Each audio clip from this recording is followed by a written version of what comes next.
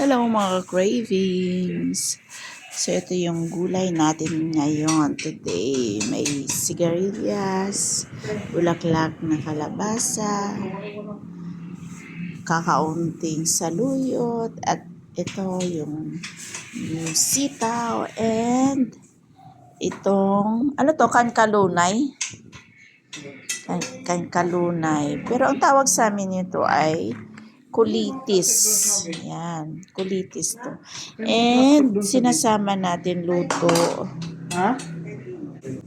Trivia mga cravings. Ang tawag dito ay kankalunay. Pero ang tawag sa amin na ito ay kulitis. Lite? Ang tawag sa amin ito ay kulitis. And yung pagluto nito ay sinasama na to yung ugat kasi mga ano pa na. Ang pagluto nito ay sinasama ang ugat kasi ito naman ay young pa naman siya. Ayun, malinis lang. Pero sa amin, hindi to sinasama, pinuputol. Pero okay naman siya kasi yung ugat, masustansya rin yan.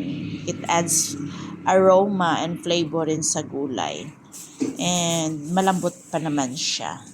So, mas maganda rin, mas masarap pag isama yung ugat.